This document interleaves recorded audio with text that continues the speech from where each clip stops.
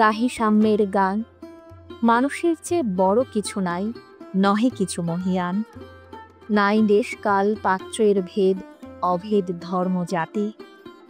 সব দেশে সব কালে ঘরে ঘরে তিনি মানুষের জ্ঞাতি।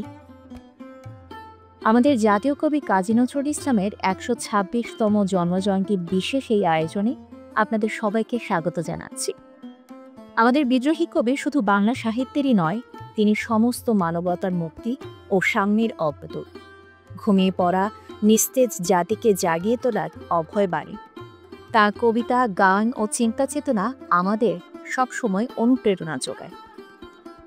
তার সকল সৃষ্টিকে স্মরণ করে আমাদের আজকের এই আয়োজনে থাকছে তার জীবন এবং কাজই সৃষ্টি নিয়ে তথ্যচিত্র ও আলোচনা। আমাদের আজকের আয়োজনে বিশেষ অতিথি হিসেবে আছেন রেজাউদ্দিন স্টালিন। কেমন আছেন? ভালো আছে। আমরা শুরুতেই কবি কাজী নজরুল ইসলামকে শ্রদ্ধা ভরে স্মরণ করছি। নিশ্চয়ই আমাদের জাতীয় কবিকে স্মরণ করতেই পারে।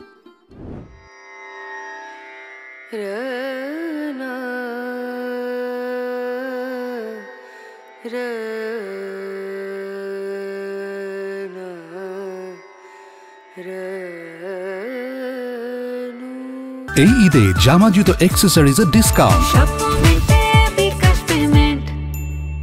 শির ওই শিখর হিমাদ্রির বলবীর বল মহাবিশ্বের মহাকাশ ভারী, চন্দ্র সূর্য গ্রহ তারা ছাড়ি, ভূলোক দুলোক গোলোক ভেদিয়া, খোদার আসন আরশ ছেদিয়া, উঠিয়াছি চির বিস্ময় আমি বিশ্ববিধাত্রীর।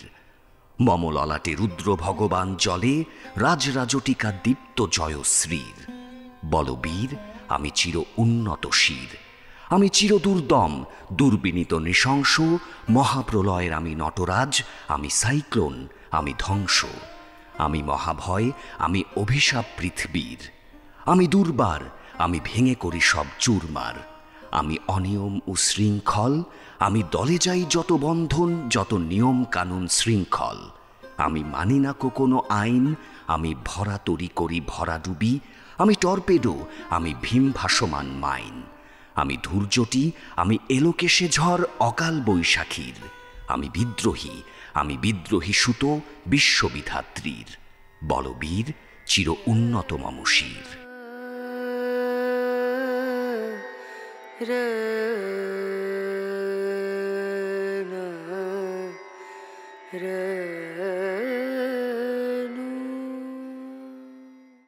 জাতীয় কবি কাজী নজরুল ইসলামের যে গান কবিতা আমরা সবসময় দেখেছি, পড়েছি, তাকে এই ঈদে জামা জুতো অ্যাক্সেসরিজের ডিসকাউন্ট। আজকের যে বৈষম্যহীন সমাজ, এই সমাজের সঙ্গে তার চিন্তা চেতনা আজও কেন যোগ? আসলে আমাদের সমাজটা বৈষম্যহীন নয়, বৈষম্যময় বলতে পারে। এর কারণে যে সমাজে শ্রেণীভেদ থাকে, সে সমাজে বৈষম্য বসে থাকে। বৈষম্য কোথায় সেটি আমাদের আগে জানতে হবে। বৈষম্য হচ্ছে ধনী দরিদ্রের মধ্যে বৈষম্য, ধর্মে যে বেড়াজাল সেখানে বৈষম্য, আমাদের মানুষের যে মূল আকাঙ্ক্ষা, তার স্বপ্ন, সেই স্বপ্নে একজনের স্বপ্ন আর একজনের স্বপ্নের সঙ্গে তো ঐক্য নেই। আমাদের শিক্ষা ব্যবস্থা, আমাদের মৌলিক যে সমস্ত সংবিধানের জায়গাগুলো আছে, প্রায় সব জায়গায় আমরা বৈষম্য লক্ষ্য করি। এবং এই শ্রেণী বিভক্ত সমাজে যেখানে বন্টন অসম, সেখানেই বৈষম্য। এই বৈষম্যের বিরুদ্ধে জাতীয় কবি কাজী নজরুল ইসলাম ব্রিটিশ যে শাসক ছিল তাদের সময়ে তিনি শুধুমাত্র যে ভারতবর্ষের স্বাধীনতার জন্য তিনি কবিতা লিখেছিলেন, কিংবা সম্পাদকীয় রচনা করেছিলেন, কিংবা সাংবাদিকতা করেছিলেন, জেলে গিয়েছিলেন, তিনি প্রকৃতপক্ষে বৈষম্যের বিরুদ্ধে কথা বলতে চেয়েছিলেন। এবং তিনি বৈষম্য বিরোধী কবি। শুধু তিনি বিদ্রোহী কবি না, তিনি একাধারে প্রেমের, বিরহের, দ্রোহের সব মিলিয়ে একটা সামগ্রিক যে বিশ্বরূপ মানুষের, সেই বিশ্বরূপের কবি হত। তাকে আমরা বলি, আমি সবসময় বলি নজরুল বিপ্লবী কবি। কারণ নজরুল শুধু বিদ্রোহী কবি নন, বিদ্রোহী কবি তো যে কোনো একটা বিষয় বিদ্রোহ করা। একটি কবিতা লিখেছিলেন তিনি বিদ্রোহী, বলবীর চিরোন্নত মমশির, শির নেহারি আমারই মতো শিরই শিখর হিমাদ্রির।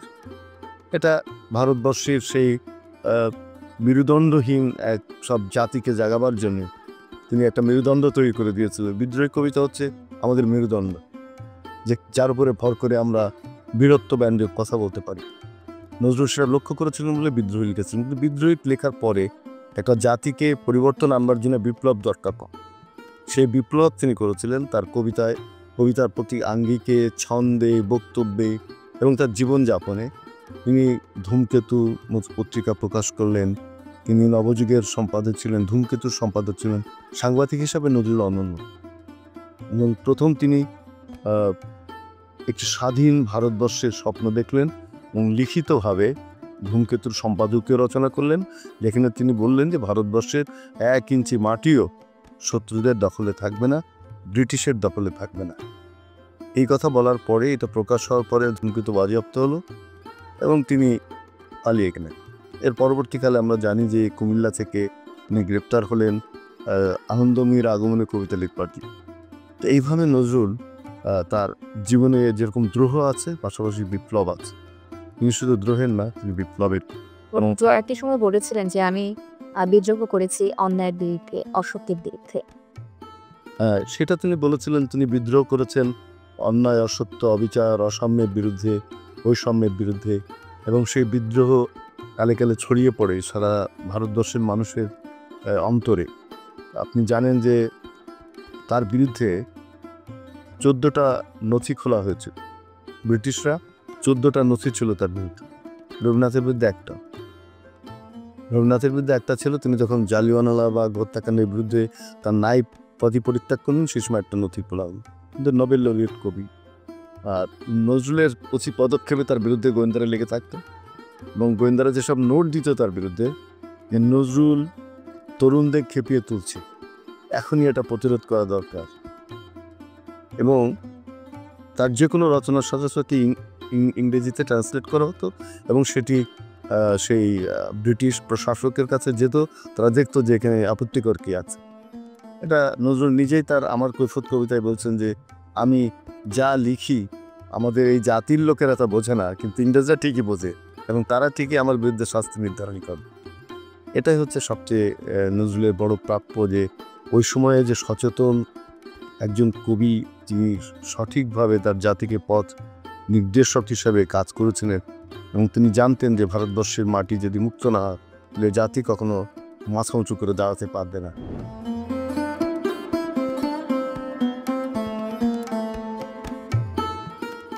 অধিকার আদায়ের লড়াইয়ে বৈপ্লবিক উচ্চারণ হয়ে হাজির কবি নজরুল। গেল শতকে ব্রিটিশ শৃঙ্খল এই ঈদে জামা জুতো অ্যাক্সেসরিজের ডিসকাউন্ট নেই কবি। স্বাধীন বাংলাদেশের বিজয় উৎসবে কোটি বাঙালির কণ্ঠে উচ্চারিত হয় নজরুলের বিদ্রোহের বাণী। কর্তৃত্ববাদ, স্বৈরাচার পতন আন্দোলনে কবি ফিরে এসেছেন বারবার। 90-এর ধারাবাহিকতায় 24-এর গণঅভ্যুত্থানের প্রতিরোধের স্লোগানে এসেছে নজরুল। রাজপথে অস্ত্রের মুখে জুগিয়েছে সাগর সমান সাহস। আমাদের তখন হাজার হাজার অ্যাক্টিভিস্ট, কর্মী, রাজনৈতিক ব্যক্তিত্ব সব জেলে। তো দেয়ালে দেয়ালে লিখছে যে কারার ওই লৌহ কাপড় ভেঙে ফেল করে লোপাট, এইসব দেয়ালে দেয়ালে। তা আমাদের সন্তানদেরকে তো আমরা এগুলো শিখাইনি, আমরা তাদেরকে বলিনি যে তোমরা নজরুল পড়ে রাস্তায় নামো। বাট তারা তাদের প্রয়োজনে তারা নিয়েছে নজরুলকে, এবং নজরুল আবারও প্রাসঙ্গিক হয়ে উঠেছে। পরাধীনতার গ্লানি আর বঞ্চনায় কেটেছে নজরুলের ছেলেবেলা। অর্থাহার অনাহারের মধ্যে চালিয়ে গেছেন জীবন সংগ্রাম। তাই হয়তো মজলুমের কষ্ট বুঝেছেন গভীরভাবে, যা বিচ্ছুরিত হয় তাঁর লেখনীতে। শোষণের বিরুদ্ধে শোষিতের প্রতিরোধ শক্তি হয়ে ওঠে তাঁর সাহিত্য। আর এ কারণে তিনি ভবিষ্যতের নয়, বর্তমানের কবি। 24-এর গণঅভ্যুত্থান, কাজী নজরুলের উত্তরাধিকার, এই প্রতিপাদ্যে এবার পালিত হচ্ছে কবির জন্মদিন। 30 মে রাজধানীর মানিক মিয়া এভিনিউতে সোলস, আর্ক, ওয়ারফেজ সহ 10টি ব্যান্ড জুলাই আন্দোলনে নজরুলের প্রেরণায় গাইবে কালজয়ী সব গান। এইবারই প্রথম আমরা আমাদের কবিকে জাতীয় কবি হিসেবে সাংবিধানিকভাবে স্বীকৃতি দিয়েছি, গ্যাজেটভুক্ত করেছি। সো এবারের তাৎপর্য আরও অনেক ব্যাপক। আমরা আমাদের পুরো প্রোগ্রামটাকে এবার নিয়ে গেছি কুমিল্লায়। আমরা কুমিল্লায় শিল্পকলার যেই মঞ্চ আমরা ওখানে উদযাপন করব এবং এই উপলক্ষে আমরা 4 জন নজরুল গবেষক, গায়ক, একজন আবৃত্তি শিল্পী আছে, তাদেরকে আমরা পুরস্কৃত করছি। যদিও প্রতি বছর আমরা এই পুরস্কারটা দেই, এবার আমরা 4 জনকে দিচ্ছি 2023 এবং 2024-এর 4 জনকে আমরা পুরস্কার দিচ্ছি, রৌপ্য পদক, 2 লক্ষ করে টাকা।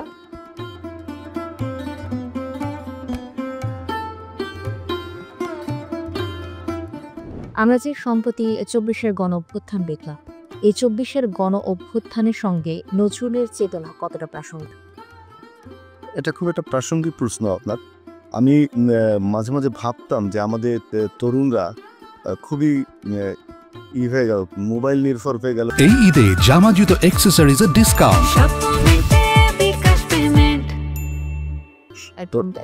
যখন বিপ্লবটা হলো, জুলাই অভ্যুত্থান যখন সাধিত হচ্ছিল, আমি বিস্ময়ের সঙ্গে লক্ষ্য করছিলাম যে তরুণরা কি করে মানে এত শক্তি সঞ্চয় করে এবং এরা নজরুলকে কিভাবে মানে সামনে নিয়ে এলো। এটা খুব বিস্ময়কর যে তারা ঠিকই বেছে নিয়েছিল যে নজরুলই হবে আমাদের অভয়বাণীর মূল মন্ত্রদাতা, এবং সেজন্যে তার গান গাওয়া হচ্ছিল কারারই লৌহ কবট ভেঙে ফেল তর্জয় লোপাট রক্ত জমাট শিকল পূজার পাষাণ বেদীর ওরেও তরু নিশান বাজা তোর প্রলয় বিশান ধ্বংস নিশান উরুক প্রাচীর প্রাচীর বেদী। এই যে মৃত্যুকে জীবন পানে ডাকার যে অভয় তিনি দিলেন, এবং সেই যে সাইড সেই মানে মৃত্যুকে ডাকলো এবং জীবন পানে মৃত্যুকে ডেকে দিয়ে আত্মাহুতি দিল, সেটা এত বিস্ময়কর। একটা মানুষ এইভাবে আত্মাহুতি দিতে পারে দেশের জন্য, গণতন্ত্রের জন্য, মুক্তির জন্যে, তারপরে সমস্ত মানুষ ছাপিয়ে পড়ল। একটা দৃষ্টান্ত আমাদের সাই মুগ্ধ, আরও অসংখ্য শহীদ হয়েছে, অসংখ্য মানুষ আহত হয়েছে, সবই তরুণ। তো এই জায়গায় নজরুল প্রাসঙ্গিক হয়ে উঠলেন, তার কবিতা তার গান প্রাসঙ্গিক হলো, এবং তার সেই কবিতাটি কুলি মজুর, তার মধ্যে তিনি বলছেন আসিতেছে শুভদিন, দিনে দিনে বহু বাড়ি আছে দেনা শুধিতে হইবে ঋণ। সাধারণ নিপীড়িত নির্যাতিত মানুষের বুকের উপরে গড়ে ওঠে এই সভ্যতা, এবং সে কথা তিনি বারবার বলছেন যে তোমরা তোমাদের চোখের সামনে দিয়ে এই যে নির্যাতিত নিপীড়িত মানুষগুলো এই শহর তৈরি করছে, এই কারখানা, এই শিল্প কারখানা তৈরি হচ্ছে, তাদের রক্তে রঞ্জিত হচ্ছে, কিন্তু তারা ন্যায্য মূল্য পাচ্ছে না, তারা বারবার নির্যাতিত হচ্ছে, তারা শোষিত এবং তারা পরাধীন, একে মুক্ত।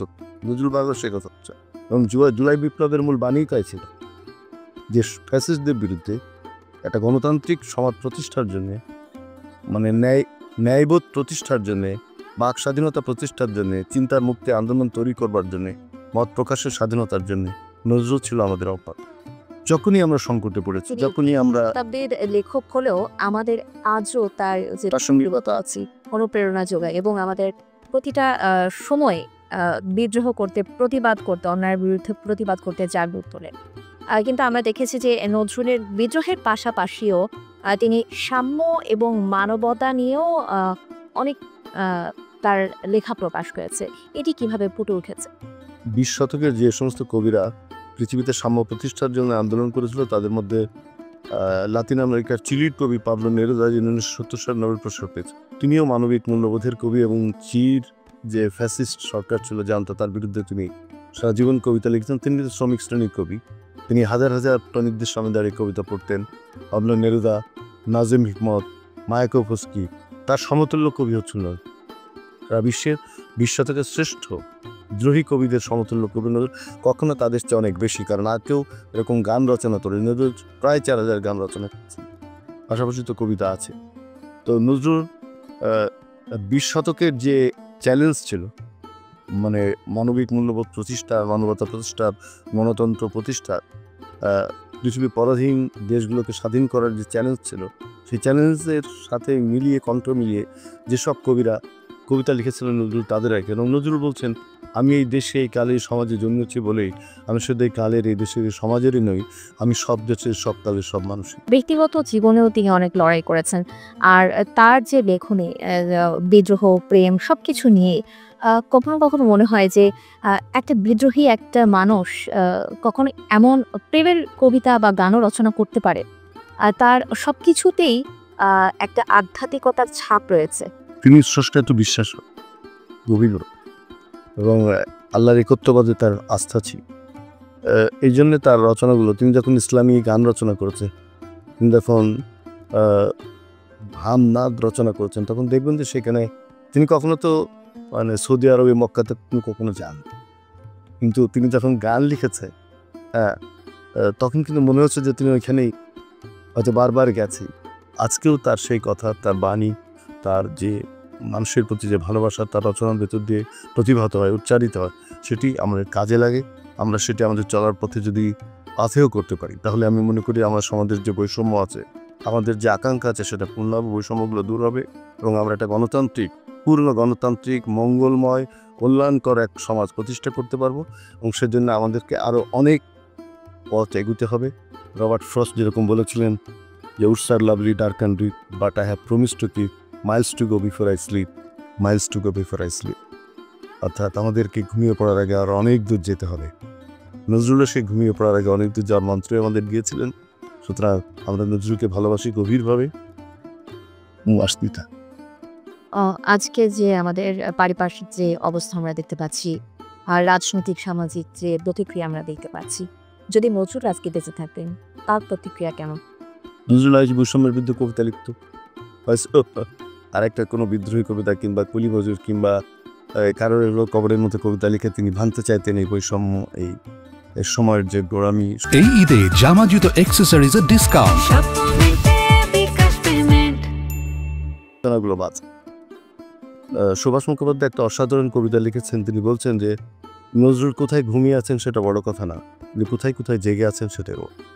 নজরুল আমাদের সবসময়, আমাদের সমস্ত কর্মে, আমাদের সমস্ত স্বপ্নে জেগে আছে, সেটা হলাম দেখার। কাজী নজরুল ইসলাম আসলে একটা অ্যাসেট বলা যায়। সে যেভাবে আসলে লড়ে গেছে সবসময় অন্যায়ের বিরুদ্ধে, এইরকম যদি সব মানুষ হতো, দেশের তো অন্যায় থাকতো না। তো আমি মনে করি যে এখনকার তরুণরা যদি কাজী নজরুল ইসলামের যে ব্যাপারগুলো, এগুলো যদি ধারণ করে, সমাজের যে এখন যে প্রেক্ষাপট, সেটা পাল্টাতে বেশি দিন সময় লাগবে না। নজরুল পুরোপুরিভাবেই একজন বিপ্লবী ছিলেন, উনি একজন দ্রোহের কবি ছিলেন। কারণ যখনই উনি কোনো অন্যায় দেখেছেন, উনি সেটাতে প্রতিবাদ করেছেন। উনি যদি প্রতিবাদ না করতেন, তাহলে ওনাকে মানে বিদ্রোহী যে কবিতাটা, সেটা আজকে আমাদের সামনে উপস্থাপিত হতো না। কাজী নজরুল ইসলাম তার যে সাহিত্যকর্ম বা সঙ্গীত সব কিছুর মধ্যে আমরা দেখেছি যে আমাদের সমাজে যে ধর্ম বা জাতি যে ভেদাভেদ ছিল আমাদের উপমহাদেশে, এটা আমরা দেখতে পাই বরাবরই অনেক ছিল সব সময়। এবং বর্তমান সময়ে এসে, আধুনিক সময়ে এসেও কিন্তু আমরা এর থেকে মুক্তি পাইনি, এখনও ব্যাপারটা চলে আসছে। তো আমি মনে করি তার সময় তিনি তার সাহিত্যকর্মের মধ্য দিয়ে বা গানের মধ্য দিয়ে যে মেসেজগুলো দিয়ে গেছেন, এবং কি তার নিজের জীবন ধারণের মধ্য দিয়ে যে মেসেজটা দিয়ে গেছেন, যে জাতি ধর্মের বিরোধ না রেখে একসাথে যে সম্প্রীতির সাথে বসবাস করা, নিজেদের নিজস্ব কালচারগুলোকে সম্মান করা, এটা কিন্তু আজকের দিনেও খুবই প্রাসঙ্গিক। আমি যখন থেকে কাজী নজরুল ইসলামের বিষয়ে জানতে শুরু করি, আসলে এরপর থেকে তার যে ব্যাপারটা, যে বিদ্রোহী যে ব্যাপারটা, এটা আমার ভালো লেগেছে। কারণ ব্যক্তি হিসেবে উনি শুধু লেখক ছিলেন না, উনি একাধারে সাংবাদিক ছিলেন, সৈনিক ছিলেন। তো এই জিনিসগুলো আসলে আমাদের উদ্বুদ্ধ করে যে একটা মানুষ শুধু লেখনের মাধ্যমে নয়, কবি হলে যে তার শুধু লিখতেই হবে এবং সে ফিজিক্যালি কোনো ইম্প্যাক্ট ফেলতে পারবে না, এটা আমি মনে করিনি কখনো। তিনি যে সময় বসবাস করেছেন এবং যে সমস্যাগুলো নিয়ে তিনি লিখে গেছেন, সেগুলো খুব একটা যে পরিবর্তন হয়েছে আজকে এসেও, তা আমি অতটা বলতে পারবো না। কারণ তাকে নিয়ে আমরা ওইভাবে চর্চা করতে পারিনি। আমরা তাকে বলেছি যে তিনি বিদ্রোহী কবি, সবাই জানি বিদ্রোহী কবি, কিন্তু কয়জন তার বিদ্রোহী কবিতাটা পড়েছি বা তার গান কয়জন শুনেছি, কিন্তু কয়জন ওই গানগুলো নিয়ে তিনি কি নিয়ে চর্চা করতেন, ওমর খৈয়ামের কবিতা নিয়ে চর্চা করতেন, এগুলো কয়জন পড়েছি, এটা কিন্তু আমরা বলতে পারি না। সমাজে আমরা ওইভাবে আসলে তাকে পৌঁছাতে পারি না, এটা আমাদের একটা ব্যর্থতা। যখন নজরুল ইসলাম এই ব্রিটিশ বিরোধী আন্দোলনের বিভিন্ন কবিতা, গান এগুলো লিখে যখন সবাইকে উদ্বুদ্ধ করার চেষ্টা করছে যে না, ব্যাপারটা আসলে এরকম, আমার মনে হয় যে মানুষ মানে ওনার মাধ্যমে বুঝতে পেরেছে যে মানে তার দেশ সম্পর্কে, তার নিজস্ব ব্যক্তিত্ব সম্পর্কে মানে উনি বোঝাতে সক্ষম হয়েছেন। মানুষ তার অধিকারের বিষয়টা সম্পর্কে বুঝতে পেরেছে যে কিভাবে তার নিজের অধিকার ছিনিয়ে আনতে হবে। আপনি যেহেতু শিল্প সাহিত্যেরই মানুষ, আমাদেরকে আজকে এই বিশেষ আয়োজনে একটু আবৃত্তি আপনার মুখ থেকে শুনতে চাই। 11ই জ্যৈষ্ঠ নজরুলের জন্ম। তো বৈশাখ এবং জ্যৈষ্ঠের এই মধু মাসে নজরুল কিন্তু তার জন্মের এই ঋতুকালকে গভীরভাবে স্মরণ করে চললাম, যেটি খুবই গুরুত্বপূর্ণ। সেটি দুটি লাইন আমি স্মরণ করতে চাই। তোরা সব জয়ধ্বনি কর, ঐন্যতনের কেতনের এই কালবৈশাখীর ঝড়, তোরা সব জয়ধ্বনি কর, তোরা সব জয়ধ্বনি কর। রেজাউদ্দিন ইসলাম, আপনাকে অসংখ্য ধন্যবাদ। আমরা একেবারে অনুষ্ঠানের শেষ টগ্নে চলে এসেছি। আবারও আমাদের প্রাণের কবি, আমাদের জাতীয় কবি কাজী নজরুল ইসলামকে আমরা শ্রদ্ধা ভরে স্মরণ করছি। তিনি শুধু আমাদের জন্য কবি নন, তিনি আমাদেরকে জাগিয়ে তোলার অগত। আমাদের সাথে এতক্ষণ থাকার জন্য আপনাদেরকে অসংখ্য ধন্যবাদ। ভালো থাকুন, সুস্থ থাকুন, সবসময় ইন্ডিপেন্ডেন্টের সাথে থাকুন।